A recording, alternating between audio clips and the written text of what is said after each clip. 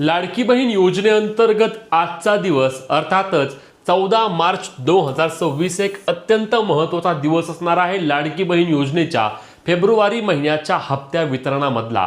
आता तुम्ही म्हणाल हा दिवस एवढा महत्त्वाचा का असणार आहे, नक्की काय होणार आहे, तर सर्व सविस्तर माहिती आपण आजच्या व्हिडिओमध्ये जाणून घेणार आहोत। लाडकी बहीण योजनेअंतर्गत आपल्याला माहिती आहे की 20व्या हप्त्याबाबतची आता प्रक्रिया सुरू झाली आहे आणि लाडक्या बहिणींच्या खात्यावरती पैसे देखील जमा केले जाणार आहेत। याबाबत आपल्या महिला व बालविकास मंत्र्यांनी अधिवेशनामध्ये बोलताना सांगितलं आहे की लाडकी बहीण योजनेअंतर्गत लाडक्या बहिणींना वितरण आता वेळेत देण्याचा देखील प्रयत्न सुरू केला आहे। त्यासोबतच मुख्यमंत्र्यांनी याबाबत बोलताना सांगितलं की लाडकी बहीण योजना अविरतपणे पुढील वर्षी देखील सुरू राहणार आहे आणि यासाठी भरीव निधी आम्ही त्या ठिकाणी तरतूद केली असून लाडक्या बहिणींसाठी 21,000 कोटींची तरतूद केल्याची देखील माहिती मिळत आहे। पण यामधील सर्वात महत्त्वाचा आणि अनुत्तरित असलेला एक प्रश्न म्हणजे त्या ठिकाणी फेब्रुवारी महिन्याचा हप्ता जमा कधी होणार। कारण लक्षात घ्या, फेब्रुवारी महिना संपून मार्च महिन्याच्या जवळपास 15 तारीख आली तरी देखील ना GR येत आहे ना वितरणाची प्रक्रिया सुरू होत आहे। काहीच कोणतीही अपडेट मिळत नसल्यामुळे त्या ठिकाणी लाडक्या बहिणी नाराज असल्याचे मात्र 100% खरं आहे। आता या लाडकी बहीण योजनेमधील या 20व्या हप्त्याबाबतची महत्त्वाची अपडेट आणि महत्त्वाचा दिवस का असणार आहे ते आपण सर्वात आधी जाणून घेणार आहोत। तत्पूर्वी लक्षात घ्या की लाडकी बहीण योजनेअंतर्गत हप्ता वितरण करण्यासाठीच्या याद्या तयार झाल्या असून हे आता अंतिम टप्प्यात आलेली प्रक्रिया असणार आहे। म्हणजेच की लाडक्या बहिणींना येत्या काही दिवसातच योजनेचे पैसे जमा होणार आहेत। आता येते काही दिवस म्हणजे नक्की कोणते दिवस, तर चला त्याबाबतची देखील माहिती जाणून घेणार आहोत। तर लाडक्या बहिणींनो, यातील सर्वात महत्त्वाचा मुद्दा म्हणजे 20व्या हप्त्याचे वितरण हे गुढीपाडव्याच्या आधी होणार असल्याची माहिती मिळत आहे। दिनांक 19 तारखेला आपल्या मराठी अस्मितेचा एक महत्त्वाचा आणि सर्वात पहिला सण किंवा आपला एक मराठी नवीन वर्ष असणारा दिवस म्हणजे गुढीपाडवा असतो आणि या गुढीपाडव्याच्या निमित्तानेच दिनांक 19 तारखेच्या आधी लाडक्या बहिणींच्या खात्यावरती वितरण केले जाणार असल्याबाबतची माहिती मिळत आहे।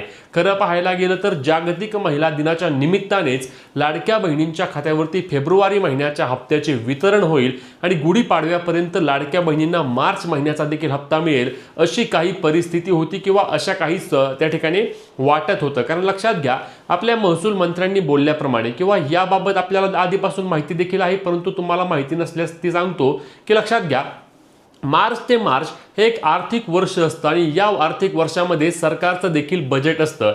म्हणजेच की मार्च 2025 ते मार्च 2026, मार्च 2026 ते मार्च 2027 अशा पद्धतीने त्या ठिकाणी विविध योजना असतील किंवा पेन्शन असतील किंवा आपले पगार असतील अशा संदर्भातील निधीची तरतूद सरकार करत असतं। त्याच पद्धतीने मागील वर्षीच लाडकी बहीण योजनेसाठीच्या निधीची जी तरतूद केली होती ती मार्च 2025 ते मार्च 2026 पर्यंत सरकारला संपूर्ण निधी हा वितरित करावा लागतोच। आपले महसूल मंत्री चंद्रशेखर बावनकुळे यांनी याबाबत माहिती दिलीच होती की ज्या लाडक्या बहिणींना पैसे आले नाहीत किंवा लाडकी बहीण योजनेअंतर्गत जे प्रलंबित हप्ते आहेत त्या सर्व प्रलंबित हप्त्यांचे वितरण आम्हाला मार्च महिन्यामध्ये करावेच लागणार आहे। त्यामुळे लाडक्या बहिणींच्या खात्यावरती आम्ही ते वितरण देखील करू। याचा अर्थ काय होतो तर मार्च महिन्याचा जो हप्ता असणार आहे, मार्च महिन्याचे लाडकी बहीण योजनेअंतर्गत मिळणारे 1500 रुपये देखील लाडक्या बहिणींच्या खात्यावरती याच महिन्यामध्ये जमा होणार आहेत। यामध्ये कोणत्याही प्रकारची अडचण येणार नाही, एवढं मात्र खरं आहे।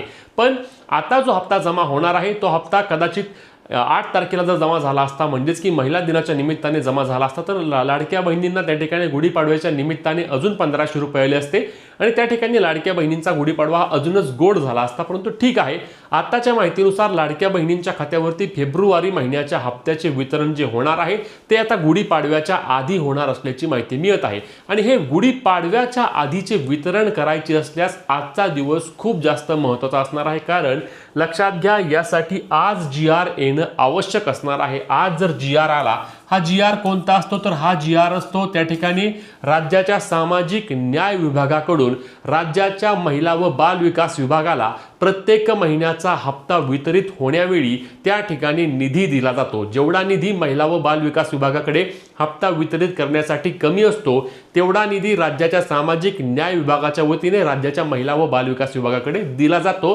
हे मागील अनेक हप्त्यांपासून आपण पाहिले आहे। त्याच पद्धतीने GR येण्याची शक्यता कधी असते, जर सामाजिक न्याय विभागाकडून राज्याच्या महिला व बाल विकास विभागाकडे निधी गेला तरच GR येतो। आता लक्षात घ्या, मागील हप्त्याच्या वेळी आपण पाहिलं की केवळ 98 कोटींचा त्या ठिकाणी वितरण हे सामाजिक न्याय विभागाच्या वतीने महिला व बालविकास विभागाला करण्यात आले, जे पूर्वी 310 कोटी 400 कोटींच्या आसपास होते। म्हणजेच की महिला व बाल विकास विभागाकडे देखील आता मोठ्या प्रमाणामध्ये निधी उपलब्ध होतोय आणि त्यामुळे सामाजिक न्याय विभागाकडून सरकार प्रत्येक वेळी किती निधी घेईल हे फिक्स नसतं। जेवढा निधी कमी पडतो तेवढाच निधी सरकार घेत असतं आणि त्या संदर्भातील शासन निर्णय वेबसाईटवर येतो आणि तो निर्णय आल्यानंतर 2-3 दिवसांच्या कालावधीमध्ये लाडक्या बहिणींच्या खात्यावरती वितरण देखील केले जाते।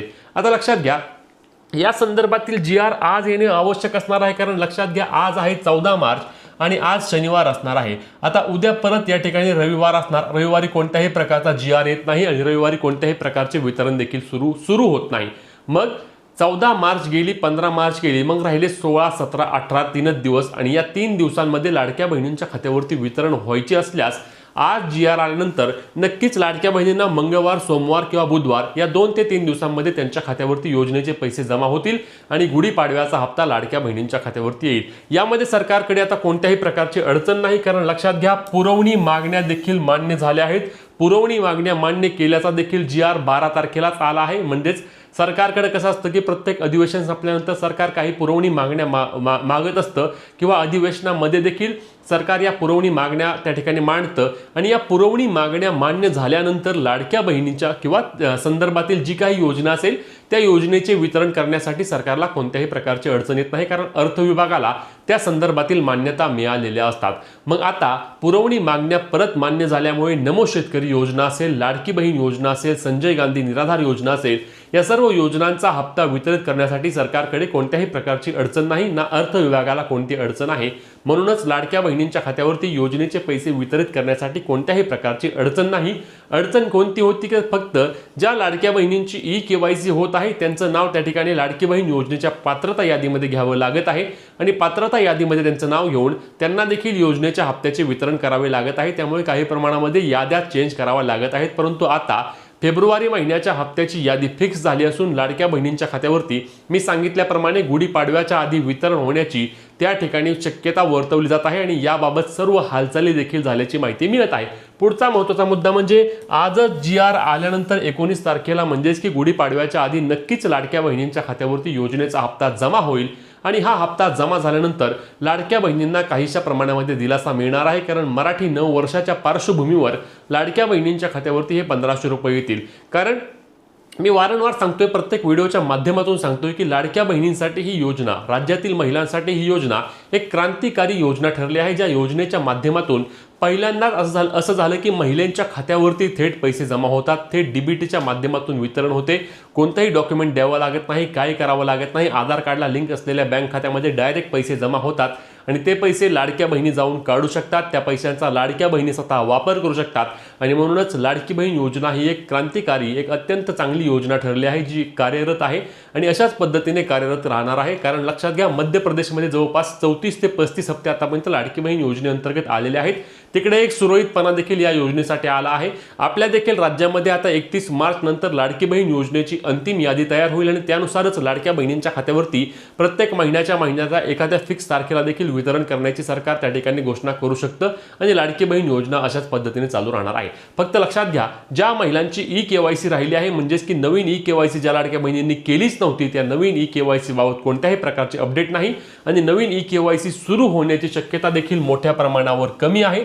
त्यामुळे त्या लाडक्या बहिणींना मात्र हा फटका असणार आहे। आता लाडकी बहीण योजनेबाबत तुमचे कोणतेही प्रश्न असल्यास नक्की कमेंटच्या माध्यमातून आम्हाला सांगायला किंवा विचारायला विसरू नका, जेणेकरून त्या संदर्भातील व्हिडिओ आपण घेऊन येणार आहोत। महत्त्वाची व्हिडिओ असणार आहे, जास्तीत जास्त लाडक्या बहिणीपर्यंत शेअर करून तुम्हाला लाडकी बहीण योजनेमध्ये आतापर्यंत किती पैसे मिळाले आहेत कमेंट करून सांगायला विसरू नका। भेटूया पुढच्या व्हिडिओत, तोपर्यंत जय महाराष्ट्र।